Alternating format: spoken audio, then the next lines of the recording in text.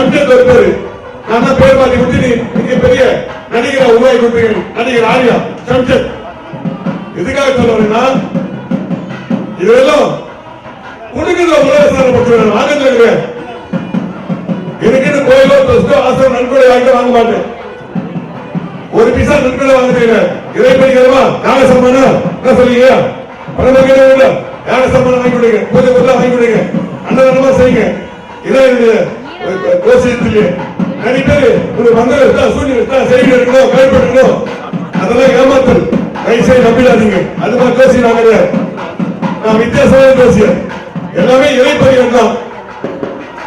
இறைவனை வணங்கி, அதாவது நீங்க நினைக்கலாம் ஜோசி ஐயா நீங்களே எப்படியா உங்க பசங்க படிக்கிறாங்களா அப்படின்னு கேட்கலாம். என் பையன் டாக்டர் எம்பிபிஎஸ் எம்டி ரேடியாலஜி, என் பையன் மேஜிஸ்ட்ரேட் திருக்கோவில் மேஜிஸ்ட்ரேட் பையன் ராஜரஞ்சீவ சிவா. எதுக்காக சொல்றேன்னா என் மருமகனும் எதுக்காக சொல்றேன்னா இறைவனை வணங்கினா இந்த அளவுக்கு வெற்றிக்கு மூல காரணமே இறைவன் தான். இறைவனை வணங்கணும். முதல்ல மாதா பிதா வணங்கணும். தாய் தந்தையை வணங்கணும். தாய் தந்தை கோயில் வந்து கந்து செல்விக்க மந்திரமில்லை. பெரியவரை மதிக்கணும். இப்ப பெரியவரை மதிக்கணும் ரொம்ப குறைஞ்சு போச்சு. 7 வயசு பெரிய தாத்தா கூட ஒரு 28 வயசு பையன் அடிக்கிறான். அது காலமாக போகணும். பெண்கள் தொடர்பான சாஸ்திரம் சொல்லுது. இப்ப பெண்கள் அடிக்கிறான். பெண்கள் தொடர்பு குழந்தைகிட்ட போகணும். இப்ப தலைகளை மாறி போச்சு. பெண்களை மதியதில்லை, பெண்களை மதியதில்லை. ஒரு சாஸ்திரமே என்ன சொல்றேன்னா பெண்கிட்ட சண்டைக்கு போகிறார், பெரியகிட்ட சண்டைக்கு போகிறார், குழந்தைகிட்ட பழையிடக்கூடாது, சண்டை போகிறார், நோயாளி கிட்ட போகிறார். இது வந்து ஒரு படை தர்மம். ஒரு இந்து தர்மம் மட்டும் இல்ல, ஒரு மனிதாபிமான தர்மம் எல்லா மதத்திலும் உண்டு. இப்ப அது மாதிரி தலைகளை மாறி போச்சு. பெரியவங்களை மதியதில்லை. இப்படி எல்லாம் கஷ்டப்பட்டு நம்ம பிள்ளைங்க வளர்த்துருப்பாங்க. பெற்றவங்க பிள்ளைங்களை வந்து மதியதில்லை. இப்போ பிள்ளைங்க போவா நான் பற்றி கொஞ்சம் முன் வந்தேன். எப்படி நீ முன் வந்த? நான் திறமை கொண்டு வந்தேன். உன் கடமை அது கடமை பெற்றவங்களை பார்த்துட்டு உன் கடமை. எப்படி நீ படிச்சு முன் வந்தியோ அதுக்கெல்லாம் மூல கதையார் கவியார். இதை நிறைய பேர் உணர்ந்தோம். இந்த நிகழ்ச்சியா உணர்ந்தோம். முதல்ல பெரியவங்களை மதிங்க. 1000 சாமி கும்பிட்டு பிரயோஜனம் கிடையாது. கல்யாணம் ஆகுதுல அப்பா அம்மா அப்பா அப்பா கல்யாணம் முடிஞ்சு போச்சு. அப்பாவது அம்மாவது முடிஞ்சு போச்சு. அவ்வளவுதான். பெற்றவங்க சொத்து கூட பிள்ளைங்க குடுக்கல அபகரிக்கிறாங்க. அவளை நிறுத்தி விடுறாங்க. எனவே எதுக்காக சொல்ல வேண்டாம்? பெரியவங்களை மதிக்கணும், பெற்றவங்களை மதிக்கணும். பெற்றவங்களுக்கு ஒரு இது வேண்டுகோள் சொன்ன பாருங்க. நீங்க எல்லாத்தையுமே பசங்க எழுதி விடாது, எல்லாத்தையுமே எழுதி விடாது. உங்களுக்கு வச்சுக்கணும்.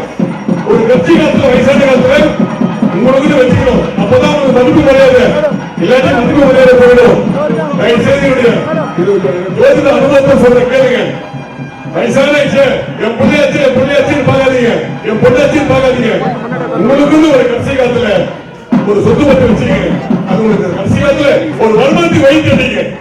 அப்பதான் நீ கட்சி காலத்துல மதிப்பு மரியாதை கௌரவம் வாழ முடியும். இல்லாட்டி கௌரவம் வாழ முடியாது. ஒரு காலத்துல வந்த கௌரவம் போயிடும். வயசான மதிப்பு மரியாதை போயிடும்.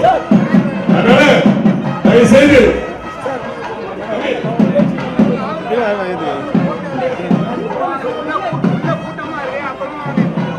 ஆண்டோட தாத்தரை மருத்துவரையில நல்ல உண்மையா சொன்னீங்க. நான் சொன்ன கருத்துகள் வரீங்க, சொன்ன கருத்துகள் வரீங்க. குடும்பத்துக்கான விதியெல்லாம் கிடையாது. நிறைய பேர் விதி காலத்துக்கு வீணா கிடைக்காதுங்க. படிப்பறிவு முக்கியமானது, கல்வி முக்கியமானது. கல்வி கண் போன்றது. கண்ணில் எப்படி இருக்கும்? கல்வி அது போன்றது. கல்வியை முதல்ல பசங்களை படிக்கிறீங்க. படிக்காதா எல்லாத்தையும் இழக்கிறீங்க. செல்வத்தை இழக்குது, தொழில் இழக்குது. அதாவது தெரியாத தொழிலை செய்து கேட்டான், தெரிந்த தொழிலை செய்யாத கேட்டான். அப்படிங்கப்பா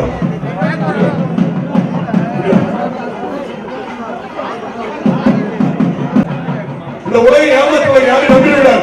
நம்பி பணம் கொடுக்குது, அதை கொடுக்குது, எப்படி எச்சரிக்கையா பார்க்கிறோம். அவன் தான் உயிர் இருந்தாலும் சரி ஏனாதான் கொடுக்கலாம்.